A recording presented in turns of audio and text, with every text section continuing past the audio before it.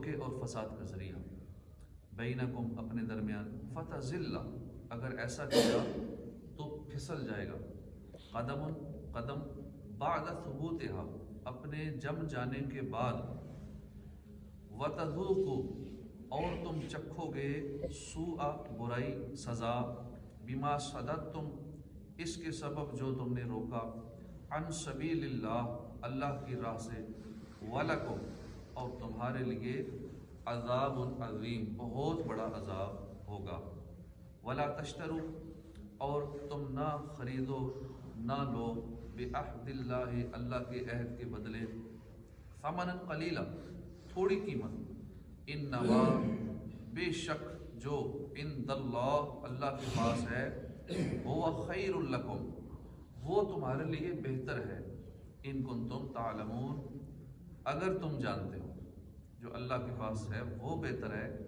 اگر تم جانتے ہو۔ ترجمہ کنز العرفان۔ اور تم اپنی قسموں کو اپنے درمیان دھوکے اور فساد کا ذریعہ نہ بناؤ، ورنہ قدم ثابت قدمی کے بعد پھسل جائے، اور تم اللہ کے راستے سے روکنے کی وجہ سے سزا کا مزہ چکھو گے اور تمہارے لیے بہت بڑا عذاب ہوگا۔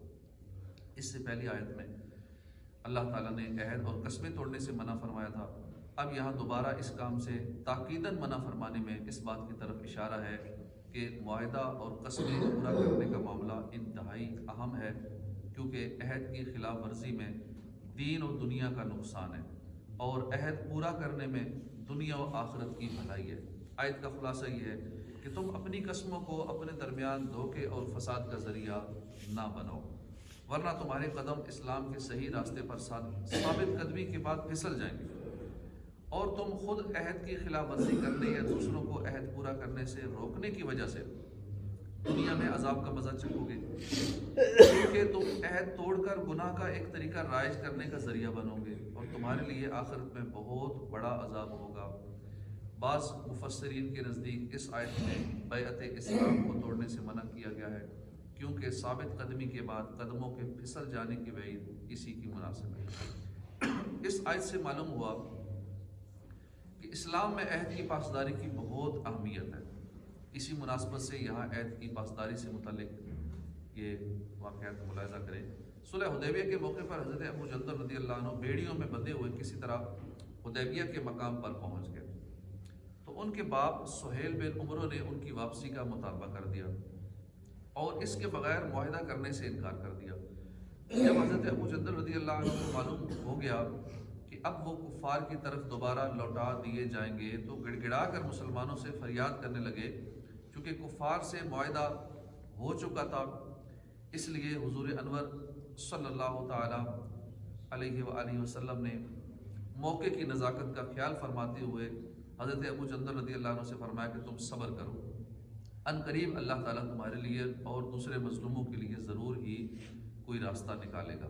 ہم صلح کا معاہدہ کر چکے ہیں، اب ہم ان لوگوں سے بدعہدی نہیں کر سکتے۔ غرض حضرت ابو جندل رضی اللہ عنہ کو اسی طرح پھر مکے واپس جانا پڑا۔ حضرت حذیفہ بن یمان رضی اللہ عنہ فرماتے ہیں کہ میں اور حضرت حسین رضی اللہ عنہ کہیں سے آ رہے تھے کہ راستے میں کفار نے ہمیں دونوں کو روک کر کہا، تم دونوں بدر کے میدان میں حضرت محمد صلی اللہ علیہ وسلم کی مدد کرنے کے لیے جا رہے ہو؟ ہم نے جواب دیا ہمارا بدر جانے کا ارادہ نہیں، ہم تو مدینے جا رہے ہیں۔ کفار نے ہم سے یہ عہد لیا کہ ہم صرف مدینے جائیں گے اور جنگ میں رسول اللہ صلی اللہ علیہ وسلم کے ساتھ شریک نہ ہوں گے۔ اس کے بعد جب ہم دونوں بدر کے میدان میں بارگاہ رسالت میں حاضر ہوئے اور اپنا واقعہ بیان کیا تو حضور نے فرمایا تم دونوں واپس چلے جاؤ، ہم ہر حال میں کفار سے کیے ہوئے عہد کی پابندی کریں گے اور ہمیں کفار کے مقابلے میں صرف اللہ کی مدد درکار ہے۔ اب ہم میں سے کوئی ہوتا تو کہتا ہے جنگ میں سارا جائز ہے، سب کچھ جائز ہے، لیکن وہاں بھی عہد کی پاسداری کی جا رہی ہے۔ حضرت سلیم بن عامر رضی اللہ عنہ فرماتے ہیں کہ حضرت امیر معاویہ رضی اللہ عنہ اور رومیوں کے درمیان ایک معاہدہ تھا۔ حضرت امیر معاویہ رضی اللہ عنہ ان کے شہروں کی طرف تشریف لے گئے تاکہ جب معاہدہ ختم ہو تو ان پر حملہ کر دیں، لیکن ایک آدمی اچانک چار پائے یا گھوڑے پر دیکھا، وہ کہہ رہا تھا کہ اللہ اکبر، عہد پورا کرو، عہد شکنی نہ کرو۔ کیا دیکھتے ہیں کہ یہ شخص حضرت عمر بن عبسہ رضی اللہ عنہ ہے۔ حضرت امیر معاویہ نے ان سے اس کے بارے میں پوچھا تو انہوں نے بتایا کہ میں نے نبی کریم صلی اللہ علیہ وسلم کو یہ ارشاد فرماتے ہوئے سنا، جس کا کسی قوم سے معاہدہ ہو وہ اس معاہدے کو نہ توڑے اور نہ باندھے جب تک کہ اس کی مدت ختم نہ ہو جائے، یا وہ برابری کی بنیاد پر اس کی طرف پھینک نہ دے۔ راوی فرماتے ہیں یہ سن کر حضرت امیر معاویہ رضی اللہ عنہ لوگوں کو لے کر واپس لوٹ گئے۔ وَلَا تَشْتَرُوا بِعَهْدِ اللَّهِ ثَمَنًا قَلِيلًا، اور اللہ کے عہد کے بدلے تھوڑی سی قیمت نہ لو، بے شک جو اللہ کے پاس ہے وہ تمہارے لیے بہتر ہے اگر تم جانتے۔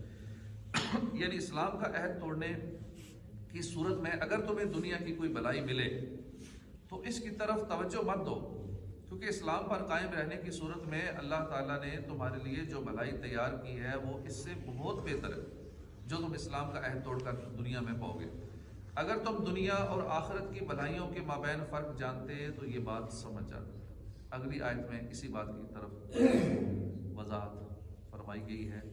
اللہ پاک ہمیں عہد پورا کرنے کی توفیق عطا فرمائے، اور جو عہد پورا نہیں کرتا، اپنی زبان کا پکا نہیں ہوتا، لوگوں کا اعتماد اٹھ جاتا ہے۔ لوگ ایسے بندے کے ساتھ کاروبار بھی نہیں کرتے، اس سے لین دین کرتے ہوئے بچتے ہیں، اور ایسے بندے کا کاروبار آہستہ آہستہ تباہ ہو جاتا ہے۔